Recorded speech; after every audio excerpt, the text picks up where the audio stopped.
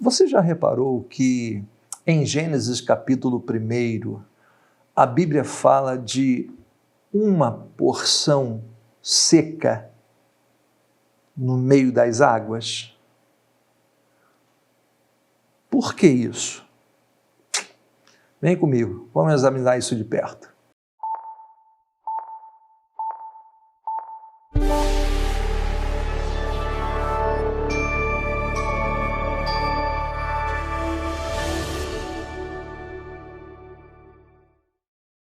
Olá, eu sou William Escorel, pastor da Primeira Igreja Batista em Guapimirim, Rio de Janeiro. Estamos realizando estudos no livro de Gênesis e este é o nosso 12º vídeo.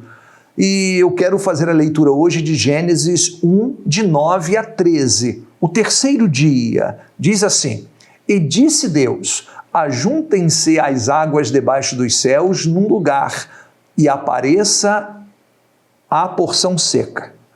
E assim foi. E chamou Deus a porção seca terra, e ao ajuntamento das águas chamou mares. E viu Deus que era bom. E disse Deus, produza a terra erva verde, erva que dê semente, árvore frutífera que dê fruto segundo a sua espécie, cuja semente está nela sobre a terra. E assim foi. E a terra produziu erva, erva dando somente conforme a sua espécie, e a árvore frutífera, cuja semente está nela conforme a sua espécie. E viu Deus que era bom. E foi tarde, e amanhã, o dia terceiro. Eu quero logo dizer para você o seguinte, aqui nós temos duas temáticas que nós vamos separar. Uma hoje, vamos tratar hoje, que é a questão da parte seca, no terceiro dia, e a segunda parte que vamos tratar nos dois próximos vídeos é sobre a origem da vida. Então, hoje vamos ficar dentro do terceiro dia com a primeira parte, que diz respeito à porção seca. Deixa eu lhe mostrar aqui a fotografia de Abraham Ortelius. Ele nasceu na Antuérpia, na Bélgica, chamada Bélgica hoje, né? Na cidade da Antuérpia. E ele foi uma pessoa muito influente, um grande estudioso da geografia, da cartografia e da geografia, e este foi o mapa que ele fez do mundo no século XVI. Claro que você já identificou aqui muitas diferenças com o mapa de hoje, mas aqui pra gente, o cara era bom. Sem ter viajado o planeta todo, sem ter avião, sem ter satélite, sem ter GPS, sem ter nenhuma ferramenta dessa, ele desenhou basicamente todos os continentes como eles são, com algumas deformações, né? E curioso que Abraham Ortelius foi o primeiro a sugerir que a América do Sul fazia parte, já esteve colada à África, por causa da forma. Mas somente no século XIX, Antônio Snape Pellegrini, este sim, ele levantou e sistematizou, baseado em outras ideias, que o planeta provavelmente já foi um continente único. Um só continente. Decisivamente, e devemos aqui dar o crédito a esse alemão, Alfred Wegener, já do século XX, ele morreu em 1930, enquanto estava na Groenlândia, 1 ou 2 dias após completar 50 anos. Wegener, ele finalmente sistematizou as ideias de que todos os continentes faziam parte de um único bloco de terra, que passou a ser chamado de, conforme está você vendo agora, Pangeia. e havia um único oceano que era chamado de Pantalassa. Mas como é que eles chegaram a essas ideias? E como é que essas ideias predominaram e foram aceitas definitivamente no século XX? Bom, a primeira coisa, como nós já dissemos, foi o aspecto morfológico dos continentes. Eles se encaixam como quebra-cabeça. Então, você tem aqui vários posicionamentos, conforme você está vendo. E isso chamou a atenção desses estudiosos.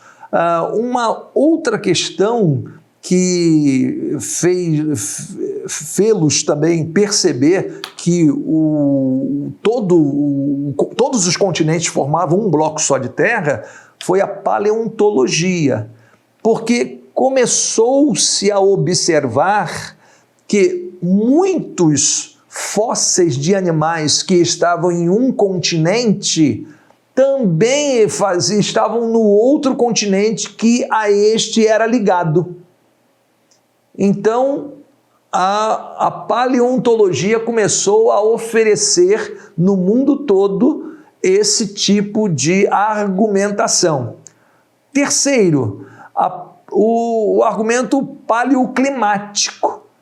Também percebeu-se por estratos geológicos que o clima sugerido em determinadas regiões que estavam coladas eram o mesmo. Por isso a vegetação era a mesma e muita coisa era similar, era parecida. E, finalmente, nós temos aqui os estudos litológicos, né, ou geológicos, aquilo que diz respeito mesmo às rochas. Também observou-se que, por exemplo, a América do Sul e a África têm as mesmas composições geológicas, ou muito parecidas, e assim também outras partes do mundo que eles consideravam que foram agregadas alguma vez. Então, hoje em dia não se discute mais isso. O que se discute é o que fez com que esses continentes se separassem. Nós veremos isto mais à frente. Vamos mencionar os estudos do Dr. Walt Brown, que deu-nos pistas excepcionais. Quando chegarmos em Gênesis capítulo 6, eu prometo que a gente volta aqui se Deus quiser, tá certo? Então, mas eu queria dizer para você o seguinte: é curioso que a Bíblia, esse livro de 3.500 anos atrás, que disse que o universo surgiu do nada, que disse que a matéria, o espaço e o tempo surgiram no mesmo momento, que disse que a luz surgiu no primeiro dia, a força eletromagnética, que diz que agora que a água já existia em todos os cantos do universo e vimos isto, e agora está dizendo que tínhamos um único continente, a porção seca. Este livro de 3.500 anos, mais uma vez, hein? Que livro antigo, que dizem que é um livro ultrapassado e etc, e etc. Nada disso.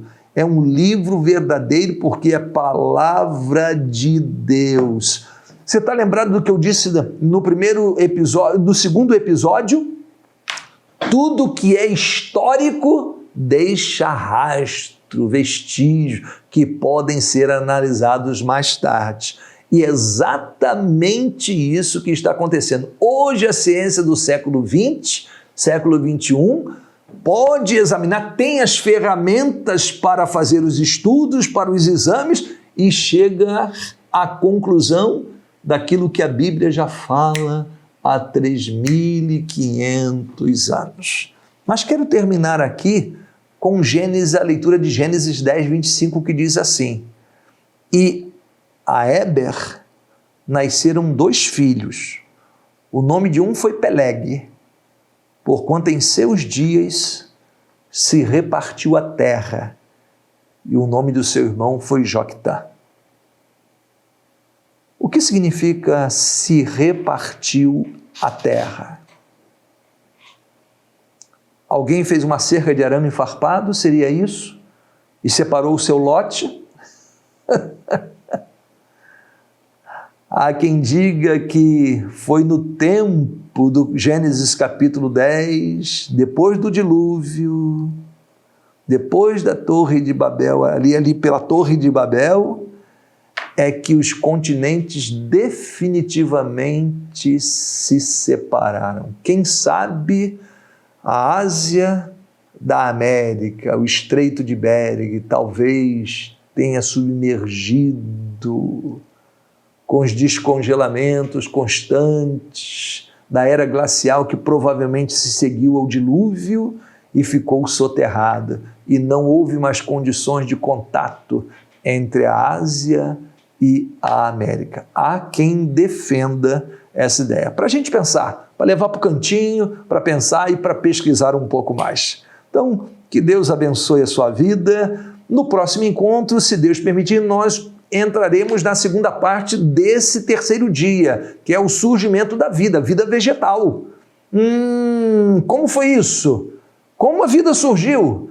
Então, não perca de jeito nenhum isso aí, hein? Vem muita coisa boa a partir de agora. Então, se você gostou, dê uma curtida aí, compartilhe com os seus amigos, faça comentários, perguntas, inscreva-se no canal e até o próximo encontro, se Deus assim permitir.